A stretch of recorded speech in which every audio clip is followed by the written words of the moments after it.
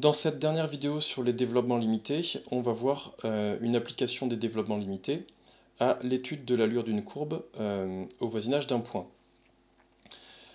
Donc dans cette partie, c'est important, on prend une fonction f qui est définie en a, autrement dit a appartient à i. On suppose aussi que f admet un développement limité à l'ordre 1 en a, qui est ceci, et on sait que alors automatiquement A0 vaut f de a, et automatiquement A1 vaut f' de a. Puisqu'on a d'ailleurs déjà vu que l'existence d'un DL à l'ordre 1 équivaut à la dérivabilité de f. On sait aussi que la courbe C de f admet une tangente en A qui a pour équation y égale f de a plus f' de a x moins a, c'est-à-dire y est égal à a0 plus a1 fois x moins a. Donc vous voyez que obtenir un DL à l'ordre 1 nous permet finalement d'obtenir une équation cartésienne de la tangente à la courbe, au point A.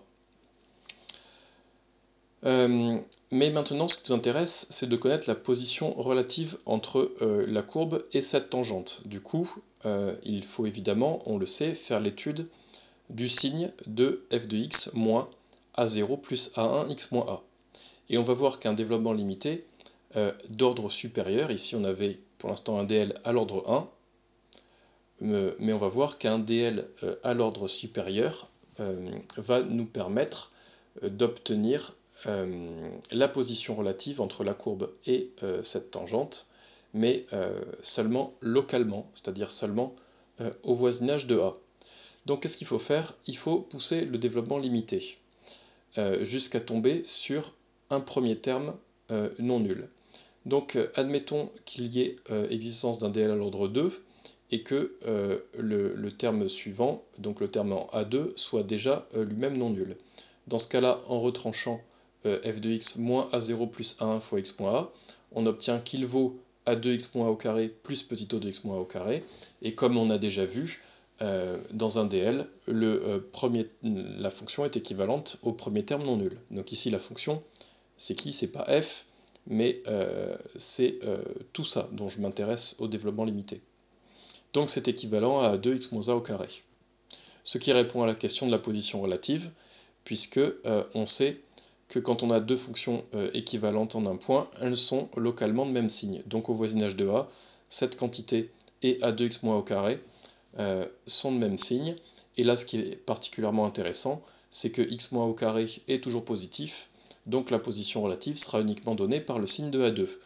Si A2 est positif, du coup la courbe sera au-dessus de la tangente, et inversement, si A2 est négatif, la courbe sera en dessous de la tangente.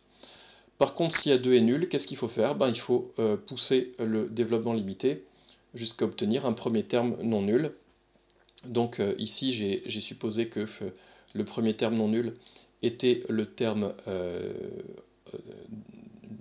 en x moins puissance p, donc que j'ai appelé ap x moins puissance p. Donc j'ai supposé que c'était le premier terme non nul.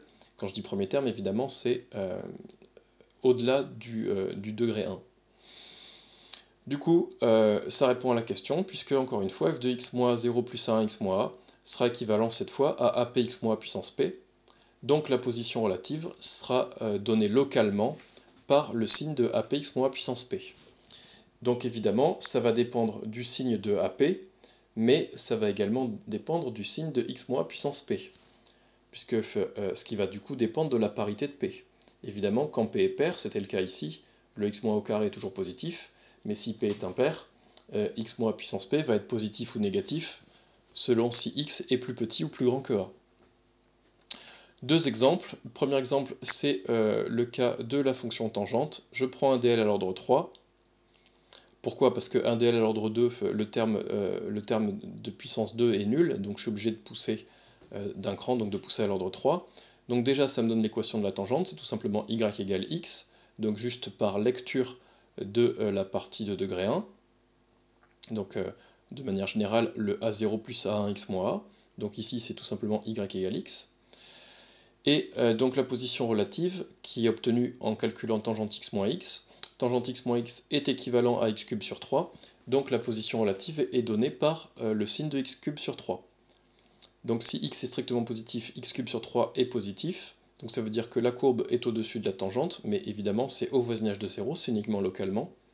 Et au contraire, si x est strictement négatif, tangente x moins x, du coup sera localement négatif, puisque x cube sur 3 sera sera négatif. Donc localement, la courbe sera en dessous de la tangente pour des x strictement négatifs. Pour la fonction exponentielle, il suffit de chercher un dl à l'ordre 2, puisque le dl à l'ordre 2 me donne ici un terme en x carré qui est non nul. Donc déjà, j'obtiens une équation de la tangente, c'est y égale 1 plus x. Et la position relative, elle m'est donnée localement par le signe de x carré sur 2, qui est toujours positive, ce qui veut dire que la courbe est localement, c'est-à-dire au voisinage de 0, est au-dessus de la tangente. En vrai, on le sait, on l'a déjà prouvé, que sur R en entier, la courbe est au-dessus de cette tangente. En particulier, proposition 14, on peut en déduire la chose suivante. Je suppose que f admet un dl à l'ordre 2 au voisinage de A. Je suppose aussi que A1 est nul et que A2 est non nul. Et donc dans ce cas-là, f admet un extrémum local au point A. Plus précisément, si A1 est nul et que A2 est strictement positif, on va voir que f admet un minimum local en A. Et au contraire, si A1 est nul et que A2 est strictement négatif, on va voir que f admet un maximum local au point A. Donc, pour voir s'il y a un extrémum local en A, évidemment, il faut regarder la quantité f de x moins f de A. Et donc, il faut savoir si cette quantité, donc si on cherchait un maximum ou un minimum global, il faudrait savoir si cette quantité est tout le temps positive ou tout le temps négative.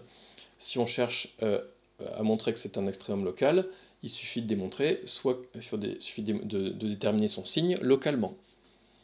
Donc f de x moins f de a, c'est f de a ou a0, de toute façon c'est la même chose, hein. On sait que a0 ça vaut f de a, puisque la fonction f est définie en a. Et f de x moins a0, donc c'est équivalent au premier terme non nul dans le développement limité. Donc dans le développement limité de f de x moins a0, le premier terme non nul c'est a2x moins a au carré. Donc la quantité f de x moins f de a est équivalente à a2x moins a au carré. Donc dans le cas où a2 est strictement positif, cette quantité-là est strictement positive, et localement, ces deux quantités sont de même signe, puisqu'elles sont équivalentes.